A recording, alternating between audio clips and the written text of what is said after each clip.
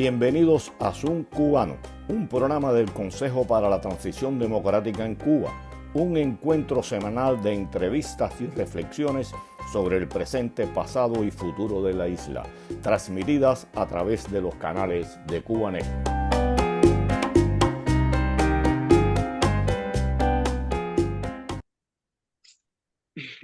Muy buenas tardes, tengan todos y bienvenidos a esta nueva emisión de Zoom Cubano. Me acompaña como siempre desde Madrid mi amigo y colega Hernán Alberro, y acá desde Miami les habla Pedro Acosta. ¿Cómo estás, Hernán? Muy bien, Pedro, aquí estamos. ¿Y tú? Bueno, ya tú sabes, te estaba contando, esperando a ver qué pasa en octubre.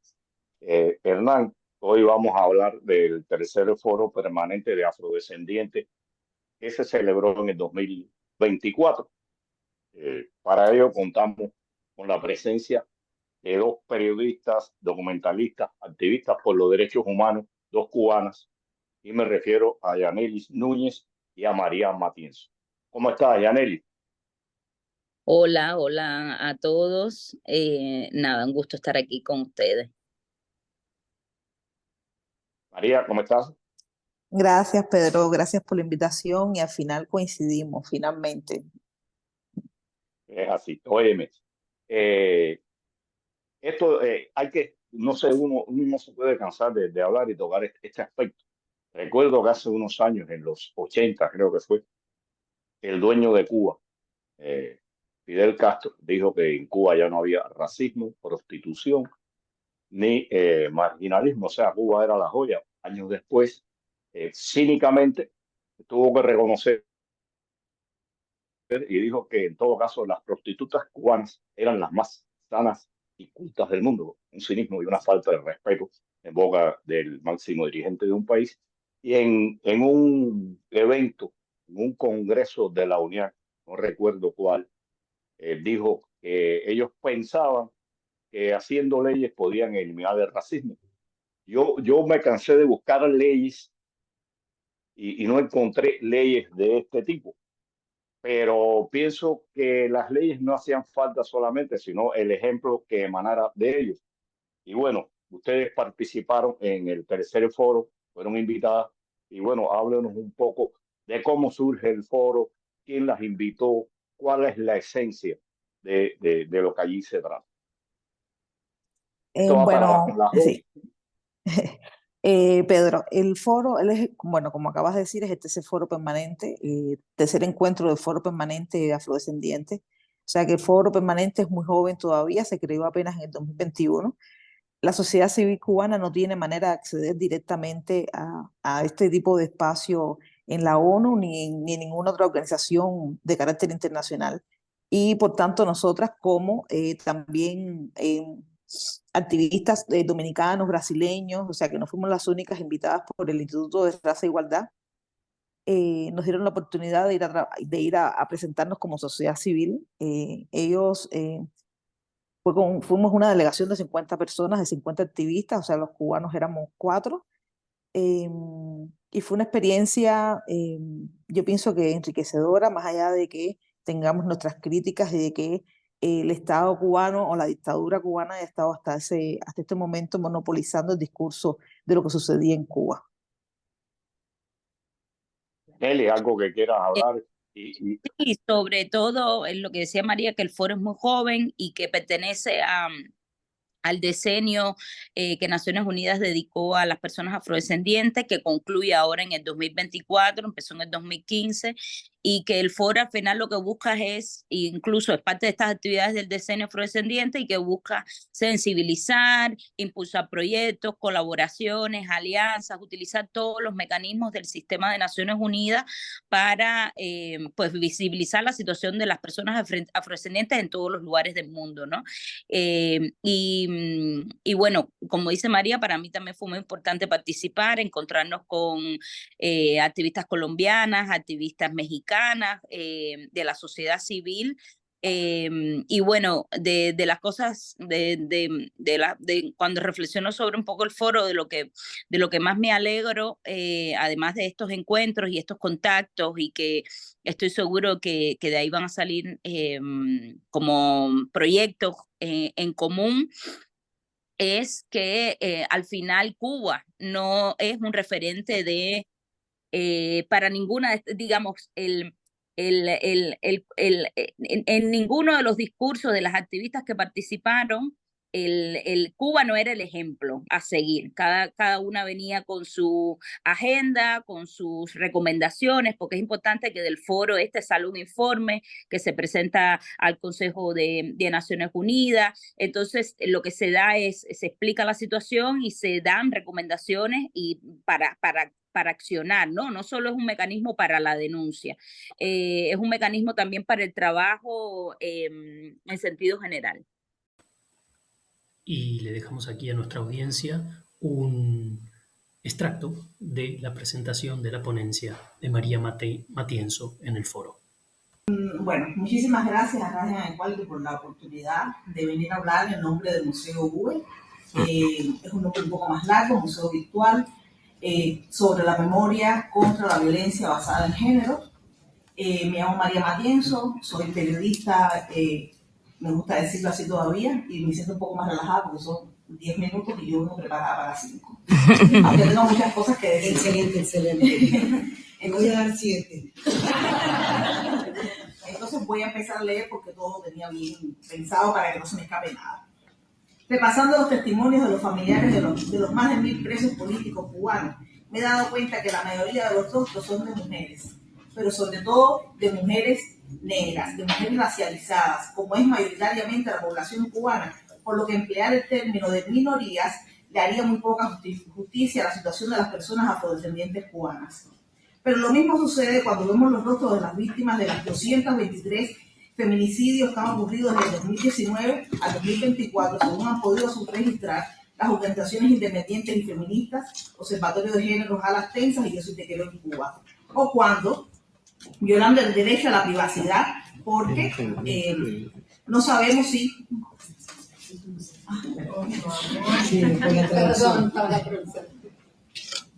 O cuando, violando el derecho a la privacidad, porque no sabemos si su consentimiento ha sido bajo coacción o no, los medios oficiales han publicado en reportajes la vida dentro de las prisiones y vemos claramente cómo en esos espacios de privación de libertad hay una sobrerepresentación de las mujeres negras.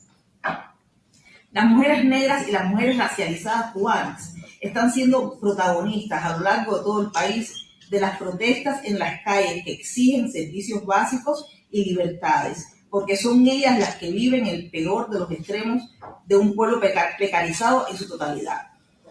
Dentro de las ayudas que anuncia el gobierno cubano, desde su asistencialismo, las mujeres afrodescendientes son las últimas en ser beneficiarias.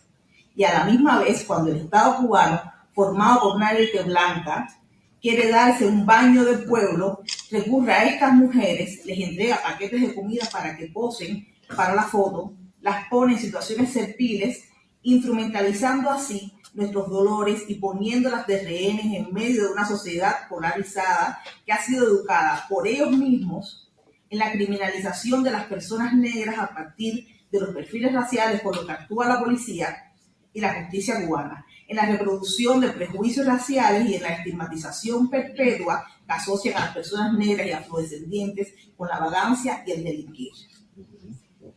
A las mujeres afrodescendientes cubanas, en este listado de violaciones de derechos, nos atraviesan otras violencias como la sexualización de nuestros cuerpos en publicidades, donde somos vendidas como parte del Producto Interno Bruto.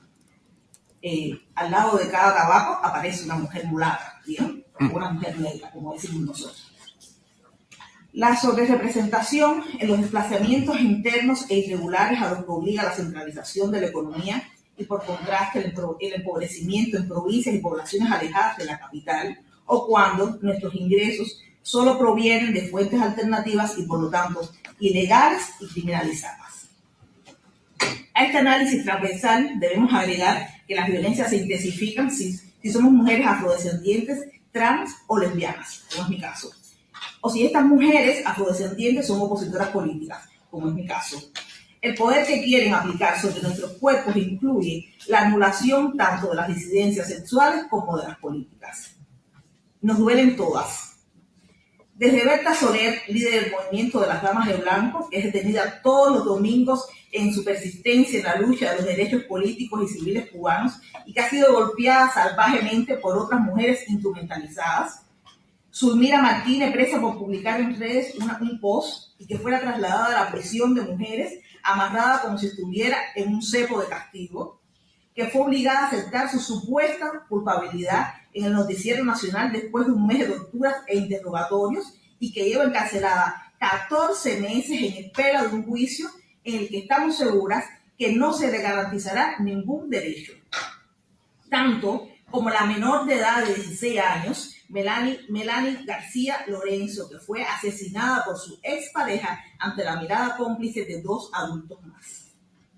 Tanto como Lisandra Góngora, madre de 5 hijos, a la que se le ha condenado a 14 años de privación de libertad por participar en las manifestaciones pacíficas del 11 de julio de 2021. O Aymara Nieto, que está cumpliendo su tercera condena política por pedir libertad. O las presas políticas que fueron amenazadas con ser violadas y las que fueron y no se atreven y no quieren dar sus nombres por miedo a hacer más torturas, o las miles de mujeres que sufren prisión porque responden al perfil racial que las asocia con ser trabajadoras sexuales en un país donde el trabajo sexual está criminalizado. Fuera de este análisis, no podemos quedar las activistas, las artistas, las periodistas que apenas se comienzan a interesar por estos temas sufren persecución, acoso policial o exilio político, como es el caso mío y el de Yanelis, mi compañera acá, Yanelis Núñez. Estos son apenas 5 nombres entre las miles de mujeres afrodescendientes que dentro de Cuba están sufriendo y han sufrido violencia sexual, violencia política, violencia machista. A las cubanas no nos sirve que de nada, absolutamente de nada, que el 54% de los escaños de la Asamblea Nacional de Cuba estén ocupados por mujeres, si cada día amanecemos más precarizadas, más violentadas, más revictimizadas por el poder que ellas representan. Tampoco nos sirve que la Comisión Aponte, la organización que se supone sea oficialmente antirracista, sea presidida por Miguel Díaz-Canel, un hombre blanco, el mismo que dirige el país, que instrumentaliza nuestros dolores, que ha dado la orden de dar golpes a estas mujeres de las que hablo y que se niega a reconocer su responsabilidad en la ola de violencia feminicida que vive Cuba. La violencia machista y el racismo en Cuba están institucionalizados y son sistémicos. Pido a este foro y pido a los que me escuchan que nos miren a un lado, que las mujeres racializadas, afrodescendientes cubanas existimos, que nuestras vidas no deberían ser sacrificadas por un sueño político e ideológico, que nuestras vidas también importan.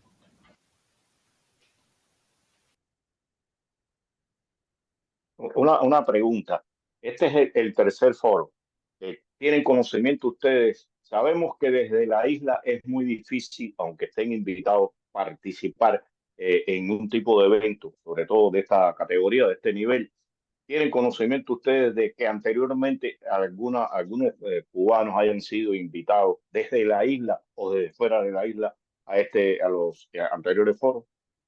No, nosotros estamos seguras que como sociedad civil no habíamos participado antes, sobre todo porque el foro empezó en el 2021. El 2021 fue un momento, no tengo que dar mucha explicación política e histórica.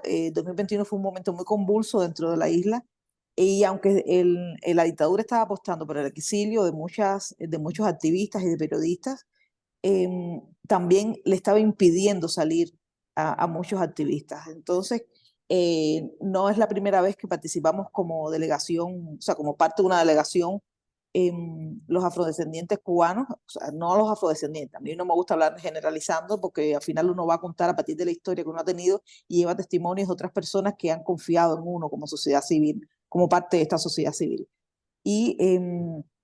Pero no es la primera vez que participamos. Yo sí sé y estoy segura por lo que vimos allí que la dictadura ha mantenido el mismo discurso desde el inicio. Ellos sí están presentes. Tuvieron hasta el cinismo de llevar como vocera principal una persona no afrodescendiente, no negra, que todo el tiempo estuvo diciendo que, bueno, que en Cuba no había racismo. El primer discurso recuerdo que estuvo alrededor de que no, en Cuba no nos denominábamos afrodescendientes, que todos éramos cubanos, éramos latinos. Después fue subiendo la parada en la medida que yo pienso que fue dándose cuenta de que tenía, digamos, otras personas confrontando ese discurso, aunque no de manera, aunque no a micrófono abierto, ¿no? Porque, o sea, nosotras fuimos bien preparadas, fuimos no solamente para hablar en espacios públicos, sino también de hacer un poco trabajo de face to face, para hablar con la gente. Fuimos con una obra potente de Julio Llopis que rinde homenaje a 4 personas afrodescendientes muertas por el sistema, o sea, dadas muertas por el sistema. Y eso, de alguna manera, nos protegía, nos allanaba el camino, ¿no? De todo el discurso que nosotros íbamos dando. Y fueron días, fue una semana de constante intercambio. No solamente estamos hablando de hablar a micrófono abierto, sino también de intercambio constante con otras delegaciones, con otros activistas, con gente que estaba muy interesada en saber qué sucedía en Cuba. Porque como dice Yanelis, ese discurso hegemónico ya nadie se lo cree. De hecho, del primer discurso al tercer discurso, los aplausos variaron. El primer discurso se sintió un poco más, hubo más entusiasmo, pero ya el tercero no hubo tanto entusiasmo a la hora de aplaudirle a la representante de la ONU de la dictadura cubana. Eso por un lado. Por el otro, algo que sigue careciendo la dictadura es que no logra empatizar con otras luchas de la región. Y nosotros como sociedad civil sí. Entonces eso creo que les resta muchísimo. Claro, no logra empatizar porque parte de un discurso racista, parte de un discurso blanco, parte de un discurso de la negación de la existencia de las personas afrodescendientes dentro de la isla, y eso la distancia de todos los demás, de toda la región. Y por supuesto nos pone a nosotros un poco más en sintonía con el resto. Es importante, ¿no?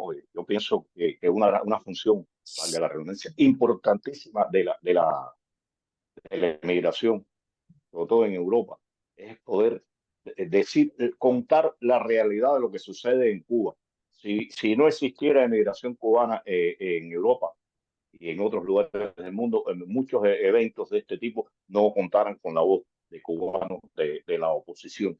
¿Estaban ustedes en igualdad de condiciones? Bueno, me refiero a que la comisión oficial de la dictadura cubana, de cuántas personas estaba compuesta. Y en el caso de la gente de ustedes, eran ustedes 2 nada más. No, éramos No, nosotros 2 nada más.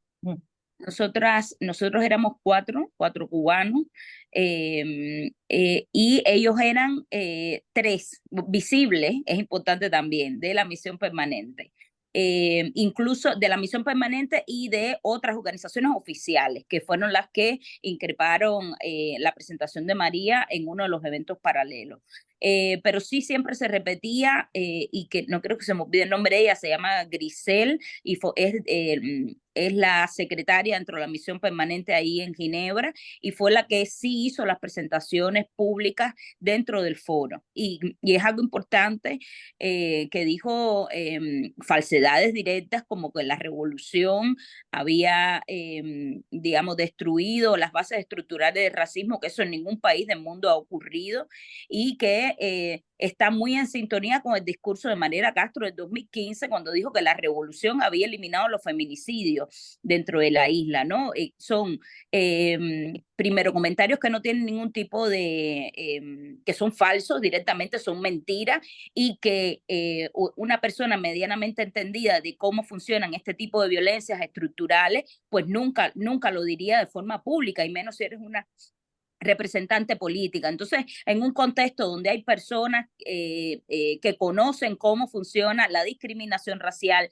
cómo funcionan la falta de voluntad política de los estados, que es algo sistémico, pues sí fue, incluso entre las personas que conocimos ahí, sí fue bastante agresivo ese discurso de total invisibilización de lo que está sucediendo en la isla, ¿no? Sí, igual nosotros nunca vamos a estar en igualdad de condiciones con ellos. Partiendo desde que, bueno, ellos están ahí en una misión oficial, ellos tienen el poder, nosotros vivimos en una dictadura, nosotros no somos emigradas, nosotros somos un exilio político, aunque tengamos y hayamos logrado encontrar cierta estabilidad, cierta legalidad en nuestros lugares, no siempre con facilidades políticas, y eso, bueno, nos pone en la mira de ellos, pero también pone en la mira nuestros intereses, estar denunciando constantemente lo que sucede. Recuerdo, bueno, que después que se dio el incidente conmigo en el encuentro paralelo, hubo algunas activistas que me dijeron, porque nosotros pensamos que eran cubanas que estaban de alguna manera ligadas con la misión oficial, con la misión de Cuba en la ONU, pero no solamente estaban ligadas, ellas entraron, o sea, otras activistas de otros países se me acercaron para decirme, no, ellas entraron con un pasaporte diplomático, ellos no hicieron la cola que hicimos los demás, o sea que esa gente tiene mucho más poder de lo que nos imaginamos. Nada. María, mencionabas recién el incidente y un poco para contarle a nuestra audiencia, ¿no? ¿Cómo fue todo? Quiero decir, por lo que entiendo, primero hay como un foro oficial donde participan las delegaciones de los países, ¿cierto? Y cada una hará su presentación respecto de lo que han venido haciendo o no, bueno, ya me contarás. Y después en una actividad paralela que se suelen organizar en este tipo de oportunidades, diferentes organizaciones de la sociedad civil, donde tú sufriste un ataque, una disputa. Cuéntanos un poco, primero cómo fue la dinámica y luego qué fue lo que sucedió, lo que te sucedió. Bueno, el foro cuenta con una asamblea general que fue la primera que ocurrió, donde los estados tienen un espacio para hablar y la sociedad civil también tiene un espacio para hablar. Aprovecho para decir que parte de nuestras críticas es que se le sigue dando demasiado espacio a los estados. El Estado cubano o la dictadura cubana no es la única que tiende a edulcorar su realidad. Hubo, por ejemplo, la República Dominicana, que negó por completo todo el racismo estructural y sistémico que viven las personas haitianas e incluso los descendientes de haitianos, aún cuando hayan nacido en territorio dominicano. Estaba el Estado de Guyana, que el discurso fue sumamente agresivo, criminalizando a los activistas que habían estado allí, denunciando la situación de racismo que vivían ellos en su propio país. Entonces, al momento del hablar de la sociedad civil, hay una inscripción previa, tiene mucho más peso cuando se va a hablar en coalición, cuando no es solamente desde tu experiencia como activista. Y hay, como acabas de decir, eventos paralelos, algunos los organizan los estados, como por ejemplo el Estado colombiano organizó un evento paralelo para hablar de su situación, y bueno, y el Estado, o sea, y Rise and Equality había organizado también otros dos, uno sobre racismo religioso, otro sobre las violencias que sufren las afrolatinas en la región. O sea, que yo no era la única que iba a hablar en ese espacio. O sea, no era un espacio sobre Cuba, era un espacio sobre las mujeres afrolatinas y todas sus violencias. O sea, había dos mujeres brasileñas.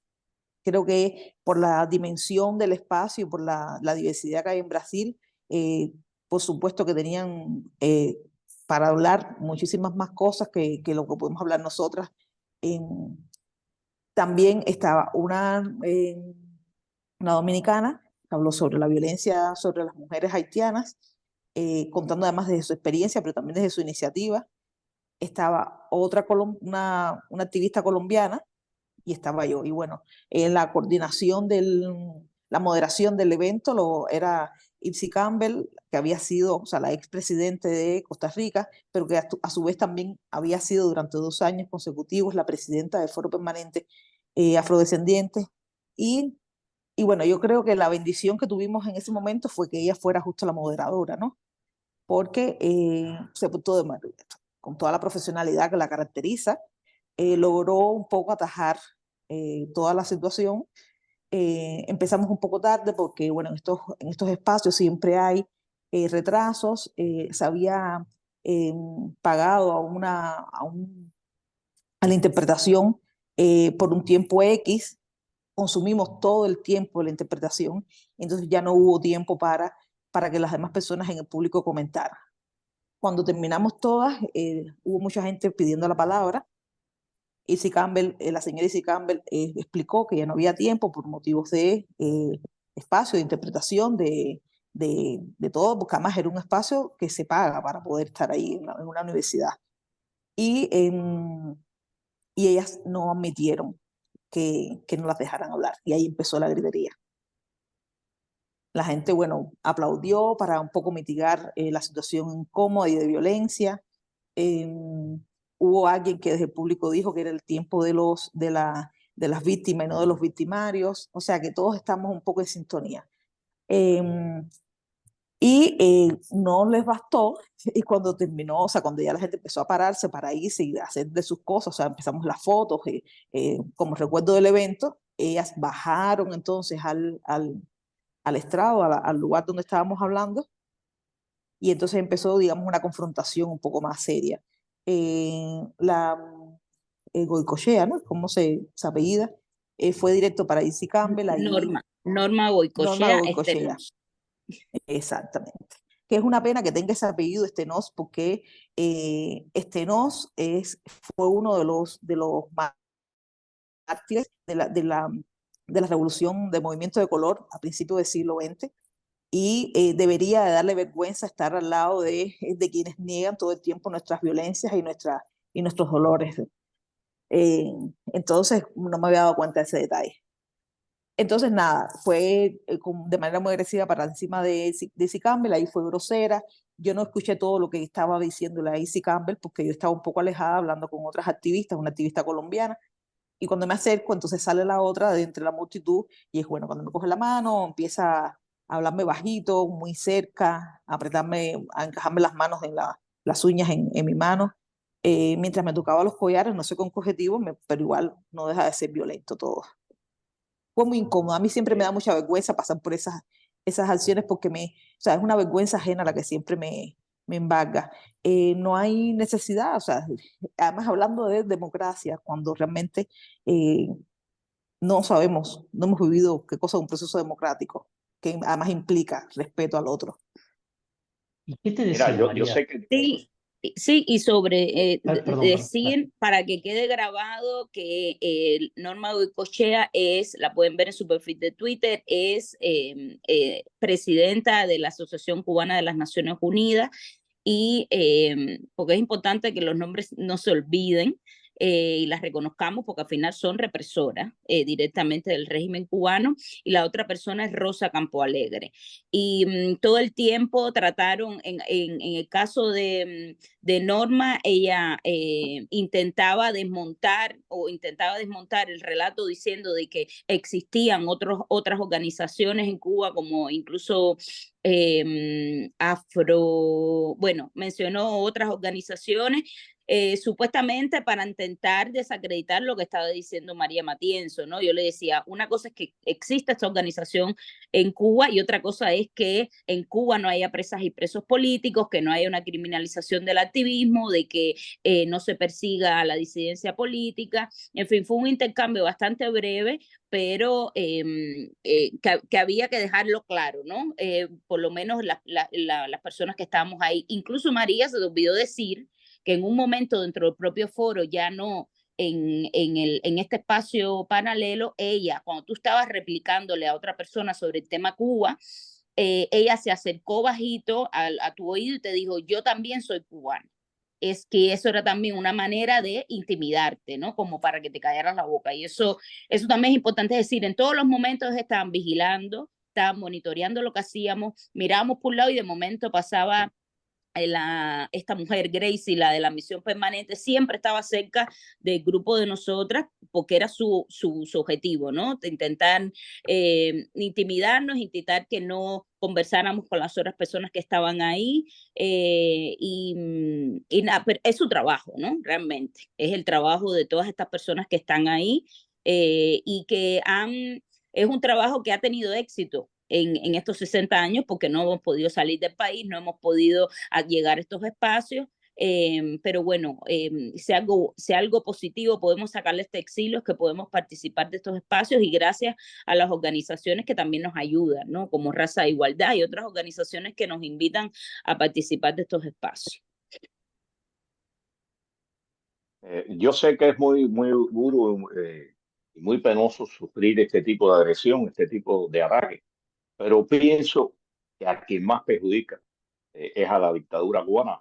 Pone de cara al mundo cómo son ellos, y no es la primera vez. Hasta en la ONU dieron chancletazos, dieron piñazos, y bueno, es la esencia de la intransigencia, la intolerancia y la represión que acompaña a la dictadura cubana a través de todos los 65 años, y en los eventos internacionales. Recordemos Panamá, lo que sucedió en Panamá también. O sea, es la táctica y el trabajo, pero esto poco a poco lo va a ver. Sí, y yo digo que ellos fueron Hernán. Perdón, yo digo que ellos fueron el reforzamiento de mi palabra, ¿no? Ellas fueron la expresión práctica de lo que yo estaba diciendo. Si yo hablé, o sea, yo creo que también les molestó mucho que hablara con nombres y apellidos, que mencionara no a ellas, pero sí, por ejemplo, a 54% de mujeres que hay en la Asamblea Popular y que no hacen absolutamente nada, cuando tienen un enfoque de género, que les molestó que hablara directamente de Díaz-Canel y de su instrumentalización de los dolores de las personas negras en Cuba. Les molestó que dijera nombres como los de Beta Soler, como los de Lisandra Góngora, como el de Zulmira. Gente que, o sea, que es palpable, que pueden entrar perfectamente a las redes, quienes escuchan, y pueden constatar que existen, que no estoy inventándomela, pero si a alguien de todas formas le quedó la duda con su espectáculo, o sea, reafirmaron el resto. Sí, es verdad, Yanel, lo que pasa es que a veces uno, lo que tú decías de todos los eventos que vivimos de alguna manera de violencia, ¿no? Lo que pasa es que a veces yo quisiera dejar de hablar de esa violencia y, por ejemplo, hablar de las cosas buenas que encontramos, ¿no? Distinguir perfectamente, por ejemplo, de que no es lo mismo, o sea, a veces nos embarga un poco el tema del pesimismo, pensando que la región sostiene el discurso de la dictadura, y nos damos cuenta que no es la región, son los gobiernos con sus intereses particulares, pero hay una sociedad civil que sabe perfectamente qué es lo que ocurre en Cuba, que sabe que no quiere a Cuba dentro o sea, no quiere el modelo de Cuba dentro de sus regiones, dentro de sus países. La diferencia es que, bueno, ellos tienen un sistema de sistemas democráticos que pueden votar con cierta regularidad, y nosotros no. Entonces, por ese otro lado, a mí me pareció enriquecedora, ¿no? La experiencia. Gente que incluso en algún momento romantizó muchísimo lo que era la Revolución Cubana, lo que es la Revolución Cubana, y ahora mismo sabe quiénes son, no solamente por mi discurso, sino porque ha habido un aprendizaje a lo largo de todo este tiempo. Ahí contestaste algo. Dale, dale. No, digo que es como decía María al inicio, que me gustó mucho su concepto, ¿no? De la dificultad que tiene la dictadura para empatizar, ¿no? Para llegar a ciertos sectores. La sociedad civil latinoamericana, digo, sin usar esas palabras, es eso, ¿no? Pueden sentarse de igual a igual con gobiernos, pero les cuesta mucho más llegar a ciertos sectores. Y entonces, en ese sentido, quería preguntarte por el lado bueno de la experiencia, y algunas cosas dijiste, pero a las dos, ¿no? ¿Qué es lo que se llevan del haber participado en este foro, digamos, en términos de vínculos, aprendizajes, qué es lo que se llevan con un buen sabor en la boca? Bueno, en mi caso un poco se lo comentaba al inicio, que era algo que María y yo luego lo comentábamos, ¿no? El tema de que Cuba no sea el modelo, ¿no? Al que siguen esta sociedad civil y estos grupos específicos de la sociedad civil, porque en cada país la sociedad civil es bastante variada y heterogénea, por suerte. Pero también las personas que nos encontramos estaban muy sensibilizadas, hacían un trabajo comunitario importante, es decir, que pudimos compartir experiencias, pudimos compartir incluso los dolores y las preocupaciones, las perspectivas a futuro, no solo con relación al foro permanente, sino también a lo interno de sus territorios. y también todas las inseguridades que viven, ¿no? Estas activistas. La mayoría éramos mujeres, que eso también es importante, e incluso conocimos activistas que venían de una tradición de activismo, ¿no? Que fue transmitida de generación en generación, de mujer a mujer, y eso es algo que enriquece mucho, porque al final es algo que nosotros también tenemos que hacer con nuestros sobrinos, con nuestros hijos, con nuestros nietos. Es algo que hay que transmitir, porque la resistencia tiene que seguir. Yo creo que eso fue algo que ya yo desde que salí de Cuba un poco lo tengo ya interiorizado, desde donde estemos, más allá incluso de que la dictadura se caiga mañana, la resistencia debe permanecer de parte de la sociedad civil, porque todas las sociedades son perfectibles ante todo, y más en el caso cubano, que tenemos una destrucción de todas las instituciones, ¿no? Y ante todo es eso, ¿no? Que pudimos contar una Cuba distinta, y pudimos establecer vínculos que estoy seguro que van a ser duraderos, ¿no? María. Sí, yo me llevo, bueno, las relaciones que siento que son de toda la vida y que van a perdurar, pero también me llevo la sensación y el aquello de que se puede vivir en democracia, o sea, que lo importante es vivir en democracia, que tú puedes votar por un gobierno hoy y mañana perfectamente oponerte y no estar a favor de lo que dice porque no ha implementado lo que como gobierno te propuso. Y eso no te hace ni mejor ni peor, te hace eso, parte de la resistencia. Me interesa muchísimo y me gustó muchísimo reencontrarme. Yo digo reencontrarme porque siento que nos conocíamos hace mucho tiempo con otras activistas que incorporaron otros saberes. Yo siento que el activismo en Cuba es muy blanco, está muy europeizado, se distancia mucho de saberes elementales que tenemos nosotros los cubanos, y claro, eso es parte de una enseñanza racista de 64 años. O sea, el sistema de educación ha pertenecido a la dictadura durante más de 60 años y nos han enseñado todo el tiempo de que no se puede creer en Dios o en los orillas o en el Espíritu Santo o en los espíritus o en lo que uno quiera, en lo que uno quiera creer. Y encontrarme con gente que políticamente está fuerte, sólida y a su vez no renuncia a sus creencias, para mí también fue un poco, o sea, me reconstruyó a mí misma como activista, a mí misma como mujer y como persona. Para mí eso fue, digamos, que una de las enseñanzas más grandes que me llevo, más allá de todas las relaciones buenas que hicimos, más allá de encontrarnos, no sé, con Henry Patterson, otro activista cubano que fue representando el CIR, y que nos contara toda la historia, historia de oposición y historia de resistencia que tenemos nosotros los cubanos y que a veces también tendemos a desconocer o simplemente no las conocemos y por tanto además no hacemos por buscarlas. O sea que el saldo para mí final es bueno, incluso con el espectáculo. Ojalá no hubiese sido el espectáculo. ¿Sí?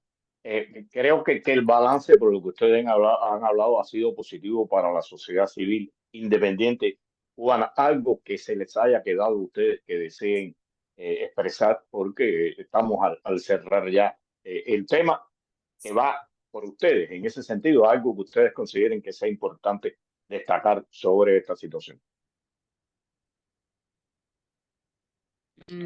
No, yo creo que a mí lo más preocupante es eso, quizás incluso tendríamos que hacer como iniciativa de las organizaciones un pronunciamiento público,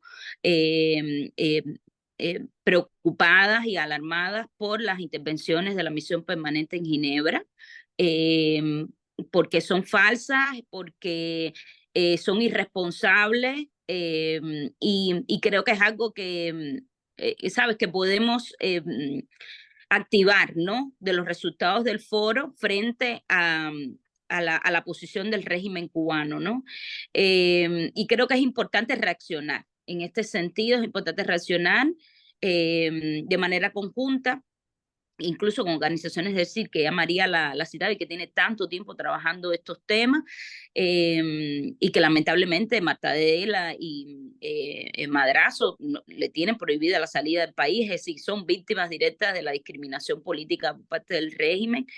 Pero bueno, sí creo que es importante reaccionar y bueno, que espacios como estos también nos permitan hablar sobre estas preocupaciones nuestras y estos posicionamientos públicos del régimen cubano, en coalición, en conjunto con otras organizaciones de la sociedad civil que trabajen o no el tema de la discriminación racial, pero sí creo que es importante que reaccionemos, ¿no? Que activemos y que seguimos, que desmontemos, ¿no? Que expongamos esta nueva violencia del régimen cubano sería necesario, ¿no? Es algo que se me ocurre ahora mismo hablando con ustedes, la verdad. María, María. ¿hay María? Yo, bueno, de acuerdo con Yaneli, una de las enseñanzas también que me llevé es que todo es válido lo que se hace a modo de incidencia en los espacios estos internacionales, como es válida la protesta pública dentro de Cuba, y que cada quien hace lo que puede, lo que tiene a mano hacer. En algún momento nos tocó la protesta dentro de Cuba, el trabajo dentro de Cuba, ahora nos toca hacer incidencia y por supuesto que un pronunciamiento público, que digamos un llamamiento a organizaciones internacionales sobre lo que está sucediendo y lo que ha venido sucediendo sistemáticamente, porque yo dudo que esta sea la primera vez que se pronuncian con respecto al tema de esta manera. Para mí es válido, o sea, todo lo que podamos hacer es válido. Quizás un poco tratar de influir sobre determinados medios internacionales que tienen un poco más alcance y quién sabe, ¿no? A ver hasta dónde llegamos. Igual yo siento tristemente que el tema afro, el tema de discriminación racial, aunque Yanelis dice, como bien dijo, es un problema de todos, no le interesa a todos, ¿no? Pero hay que buscar la manera de que sí, porque más allá de que el censo poblacional cubano haya sufrido un blanqueamiento total, sabemos que en Cuba la mayor población es afrodescendiente. Afrodescendiente, racializada, que son otros conceptos que hay que empezar a introducir en la sociedad cubana, que son la gente que no se reconoce como blanca, pero que el Estado sí las trata con todas las discriminaciones por las que pasan las personas no blancas, y que en esa situación también estamos muchos cubanos o están muchos cubanos. Entonces, nada, hay que, no solamente el llamamiento, sino que hay que empezar un poco a educar en función de qué está pasando en el resto del mundo y cómo es que la gente se está empezando a identificar a partir incluso de las discriminaciones que sufre. Eso creo que como sociedad nos está faltando muchísimo, como nos ha faltado un montón. Y yo, bueno, como siempre digo, la culpa es de la dictadura. Yo, para mí todo lo que ha pasado, todo lo que nos ha pasado en nuestra vida, las responsabilidades de ellos, porque además ellos asumieron políticas paternalistas, asistencialistas, y nos dejaron un poco margen a las libertades. Entonces, las responsabilidades de ellos. Y es hora de empezársela a cobrar un poco. Seguro. Hernán. No, simplemente nos queda agradecerle a María, primero solidarizarnos con lo que le ha sucedido. Por supuesto, decirles que si desde los diferentes grupos de la sociedad civil cubana hacen un llamamiento o un comunicado, aquí tienen las puertas abiertas de nuestro programa para poder presentarlo. Y nada, agradecerle a Yanelis entonces y a María la participación y nos queda solamente hacer el cierre, Pedro. Bueno, como tú dices, agradecerle a ambas por su participación. Es un placer siempre conversar con ellas. Y bueno, solo nos resta invitar a nuestra teleaudiencia para el próximo sábado a las 5:30 de la tarde por los canales de Cubanet para hablar del presente, el pasado y el futuro de la isla. Un saludo a todos. Hasta la próxima.